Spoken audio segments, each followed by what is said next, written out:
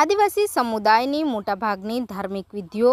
નાની એટલે કે બળવા દ્વારા કરવામાં આવતી હોય, પણ આ બળવો બનવું એટલે સહેલું પણ હોતું નથી. જ્ઞાની એટલે કે બળવાને હાંસડા અને ચીસાડિયા ગામે હોળી બાદ યોજાતા ગોલફેરિયુના માચડે લટકી અગ્નિ પરીક્ષામાંથી પસાર થવું પડે છે.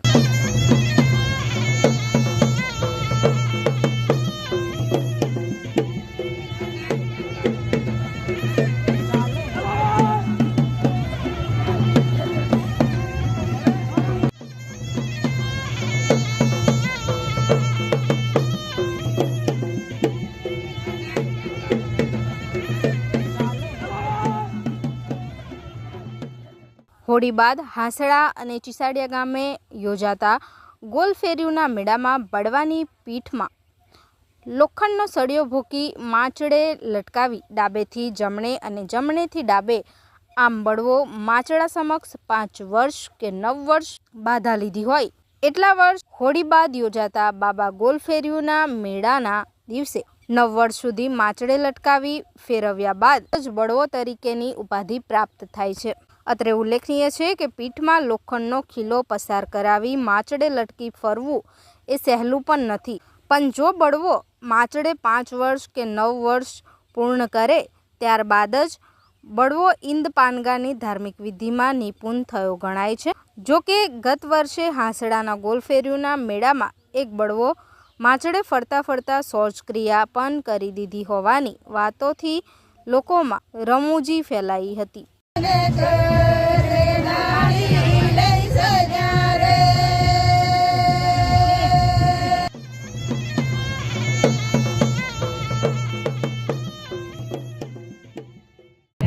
આજે ચીસાડિયા ગામે તારીખ 16/3/2025 રોજ અમારા ચીસાડિયા ગામે જે આદિવાસી સમાજને રીતે હોળીના સમયની અંદર જે હોળી પછી 4 દિવસ પછી અમારા ચીસાડિયા ગામે જે બાબો ગોળિયા તરીકે જે માનવામાં આવે છે અમારા ગામના તમામ આદિવાસીઓને, એ શરૂઆતમાં અમારા જે ગામના જે બળવા ભુવા અહીંયા સવારમાં આવી અને અહીંયા આવીને જે બાબા ગોળિયાને ભેટી અને અહીંયાથી સ્ટાર્ટિંગ કરીને સવારમાં જાય છે અને સવારમાં ગયા પછી બપોર પછી એ લોકો અહીંયા બળવા બધા તૈયાર થઈને પોતપોતાની જે માનતા રાખેલી હોય એ માનતા છૂટવા માટે અહીંયા આવતા હોય છે. અને જ્યારે શરૂઆતમાં જે દેવતા જે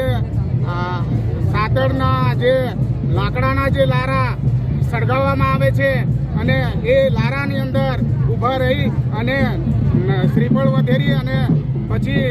અહીંયા જે વિધિ કરવામાં આવે છે, જે માચડા ઉપર ચડાવતા પહેલા લોખંડના જે સળિયા કમરના જે ભાગે મણકાની સાઈડ પર 2 લોખંડના સળિયા સરકાવવામાં આવે છે. એની અંદર ખરેખર સાચી માનતા હોય રાખેલી હોય તો એને એક લોહીનું ટીપું પણ ના નીકળે અને ખરેખર જે અમારી આદિવાસીની કુળદેવી રીતની જે છે એ ખરેખર સાચો માનતા રાખી અને જે 9 વર્ષ પૂરા કરે અને 9 વર્ષ પૂરા કરી પછી એઓ પોતપોતાની માનતા છૂટી અને જે ડૉક્ટરની રીતે મોટો બળવો ભૂવો બનતો હોય છે અને જે આદિવાસીની અંદર જે બાબા ઈંદ પિઠોરાનું પૂજન કરે છે, જે આખા બળવાની વિધિ પૂરી થઈ જાય છે.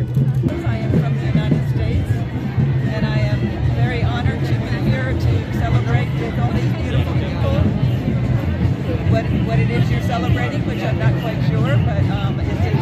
seems like a wonderful time, and I love traveling and seeing how other people live and learn from all of them.